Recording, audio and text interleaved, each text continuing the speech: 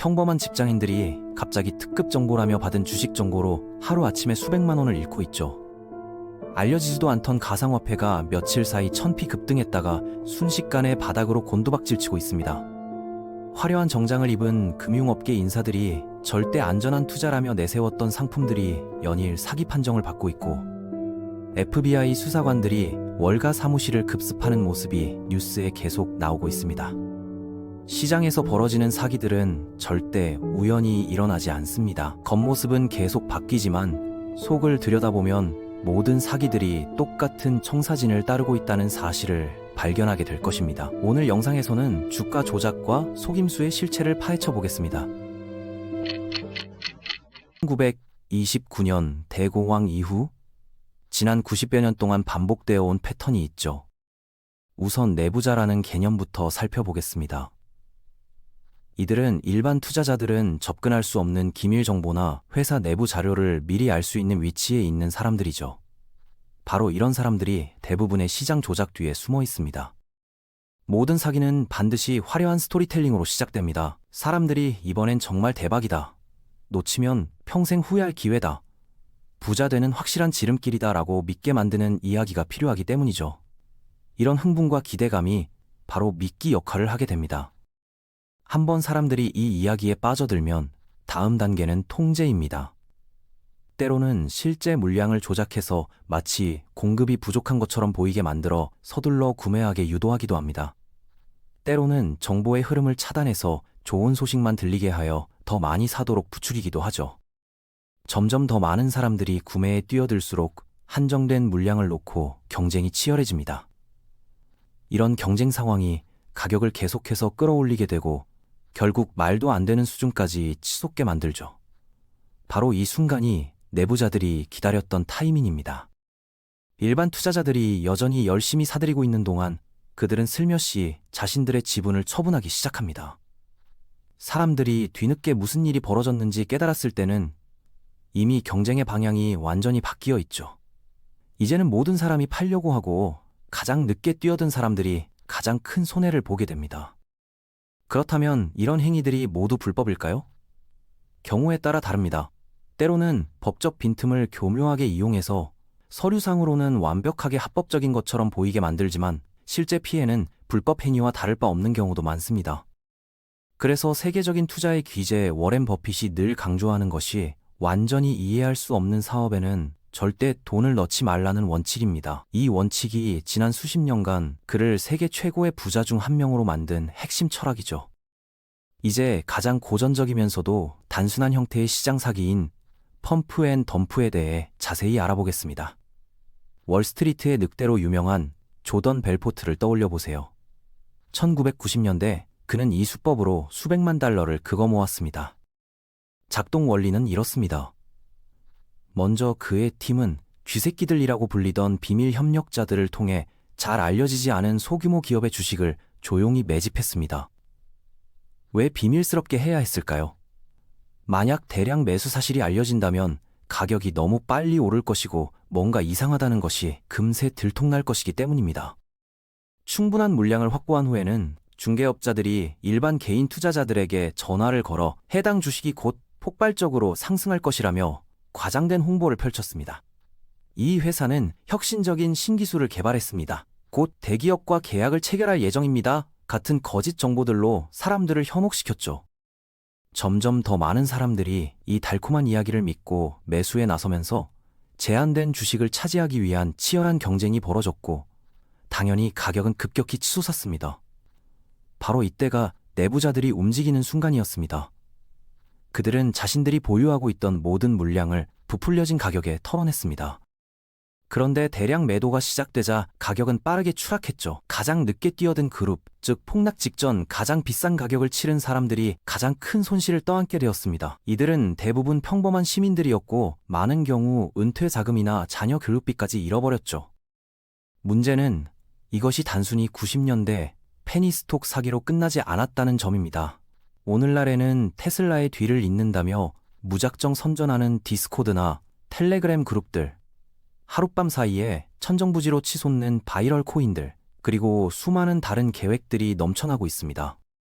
이름과 플랫폼은 달라졌지만 펌프앤덤프의 기본 플레이북은 여전히 똑같습니다. 특히 소셜미디어 시대가 되면서 이런 조작은 더욱 쉬워졌고 피해자들의 숫자도 기하급수적으로 늘어났습니다. 트위터나 유튜브에서 유명한 인플루언서가 특정 코인을 추천하면 수십만 명의 팔로워들이 일제히 매수에 나서는 상황이 벌어지죠. 1980년대 월가 역사상 가장 충격적인 스캔들 중 하나가 이반 보에스키와 마틴 지걸이 연루된 내부자 거래 사건이었습니다. 보에스키는 기업이 합병이나 인수 소식을 공개하기 바로 직전에 해당 주식을 대량 매수해서 엄청난 수익을 거둔 투자자였죠. 합병이나 인수가 중요한 이유가 뭘까요? 네슬레가 카네이션을 인수한 사례를 통해 설명드리겠습니다. 네슬레 같은 거대 기업이 카네이션을 완전히 손에 넣으려면 일반 투자자들이 보유한 주식을 포함해서 해당 회사 주식의 100%를 사들여야 합니다. 주주들이 기꺼이 주식을 내놓게 하려면 네슬레는 보통 그 주식이 현재 시장에서 거래되고 있는 가격보다 훨씬 높은 프리미엄을 제시해야 합니다. 이런 프리미엄 제한 때문에 거래 발표와 동시에 카네이션의 주가가 급등하게 되는 것이죠.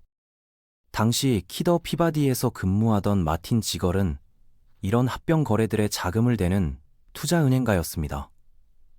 그는 종종 일반 대중보다 먼저 인수 계획에 대해 알 수 있는 위치에 있었죠. 그래서 보에스키는 지걸에게 소위 컨설팅 비용이라는 명목으로 돈을 지불했는데 실제로는 내부 정보를 빼내기 위한 뇌물에 다름없었습니다. 이런 정보를 바탕으로 보에스키는 카네이션 주식을 60에서 70달러 구간에서 대량 매수했습니다. 이후 소식이 공개되고 네슬레의 제안으로 가격이 85달러 이상으로 뛰자 그는 무려 2,900만 달의 이익을 챙겼습니다. 당시 기준으로도 천문학적인 금액이었고 현재 가치로 환산하면 1억 달러가 넘는 수익이었죠. 이것이 바로 내부자 거래입니다. 내부자 거래가 불법인 이유가 여기에 있습니다. 다른 사람들보다 먼저 주가 상승 요인을 알고 있다면 아직 저렴할 때 대량으로 사들인 다음 비싸질 때 팔아서 나머지 사람들이 높은 가격을 치르는 동안 혼자서 이익을 취할 수 있기 때문이죠. 기본적으로 시험 답안을 일주일 미리 받아보는 것과 같습니다. 다른 사람들이 아직 고민하고 실패하고 있는 동안 당신은 이미 모든 정답을 외워놨으니까요. 이런 불공정한 게임에서는 일반 투자자들이 이길 수 있는 방법이 전혀 없습니다. 그렇기 때문에 많은 미국인들이 의회 의원들이 기업 주가에 영향을 줄 수 있는 앞으로의 법안이나 정책 변화에 대한 지식을 가지고 있을 것이라고 의심하는 겁니다. 예를 들어 의회에서 청정에너지 기업들에게 수십억 달러의 보조금을 지급하는 새로운 법안을 비공개로 논의하고 있다면 정치인은 해당 법안이 공개되기 전에 태양광 패널이나 전기차 제조업체 주식을 미리 사둘 수 있습니다. 법안이 발표되고 일반 투자자들이 매수에 나서면 가격이 급등해서 조기 수익을 낼 수 있는 구조죠. 실제로 2020년 코로나19 팬데믹 초기에 일부 의원들이 공개적인 발표 전에 항공주를 매도하고 화상회의 관련 주식을 매수한 사실이 드러나 큰 논란이 되기도 했습니다. 이런 상황 때문에 정치인들과 기업 임원들, 대주주들은 자신의 거래 내역을 공개적으로 신고해야 합니다. 이런 서류들을 살펴보면 내부자들이 앞으로 어떤 일이 벌어질 것이라고 생각하는지에 대한 단서를 얻을 수 있죠. 사실 펠로시 트래커라는 별명이 붙은 새로운 투자 트렌드도 있는데 이는 전 미국 하원 의장 낸시 펠로시의 공개 거래 내역을 추적하는 것입니다. 이 아이디어는 유력한 의원들의 투자를 따라함으로써 그들이 누리는 것과 동일한 시장 움직임으로부터 이익을 얻을 수 있다는 것입니다. 하지만 이런 데이터는 보통 거래가 이뤄진 후 며칠이나 몇 주 뒤에 공개되기 때문에 어떤 사람들은 가장 큰 이익을 얻기에는 이미 너무 늦었을 수도 있다고 말합니다. 게다가 이런 추종 전략이 항상 성공한다는 보장도 없죠. 그런데 면책 조항을 말씀드려야겠네요. 저는 단순히 이런 현상이 어떻게 작동하는지 설명하고 있을 뿐입니다. 저는 어떤 종류의 추적기나 투자 방법의 후원을 받지 않으며 추천하지도 않습니다. 재정적 결정을 내리기 전에는 반드시 스스로 조사하고 위험을 충분히 이해하시기 바랍니다. 때로는 사기가 한 개인이나 한 기업의 소행이 아니라 시장 전체가 똑같은 위험한 게임에 참여하는 경우도 있습니다. 2000년대에 바로 그런 일이 벌어졌죠. 2008년 미국 금융위기 이전에는 컨트리와이드 같은 상업은행들이 불안정한 소득을 가진 사람들을 포함해서 거의 모든 사람에게 주택보 대출을 해줬습니다. 일반적으로 은행은 그 대출을 30년간 보관하면서 이자로 수익을 얻습니다. 하지만 그들은 수십 년을 기다리고 싶지 않았고 대출자가 파산할 경우의 위험도 떠안고 싶지 않았습니다.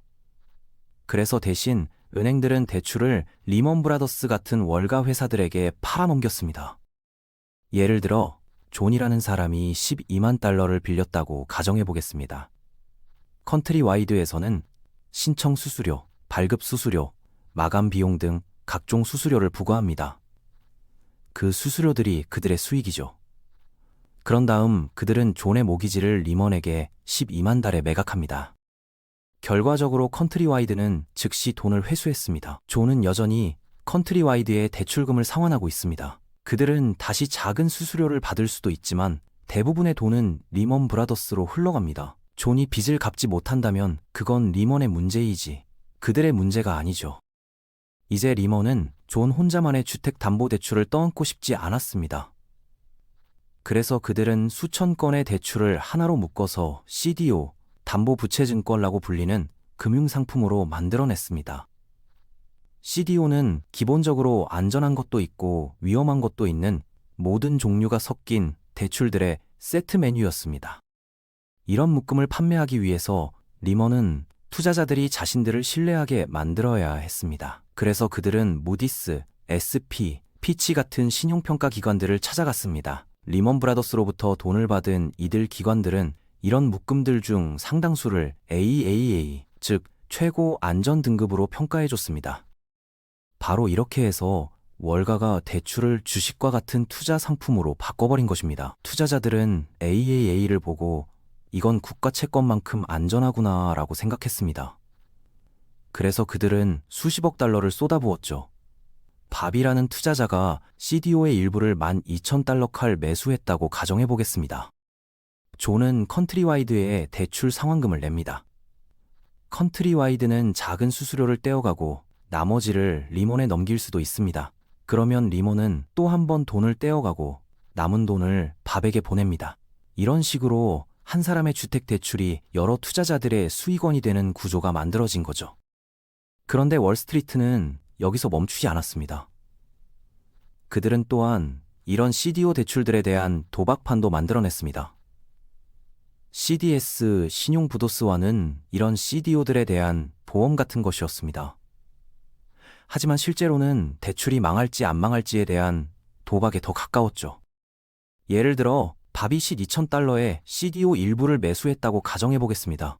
AIG 같은 회사는 그에게 CDS 보험을 팔았습니다.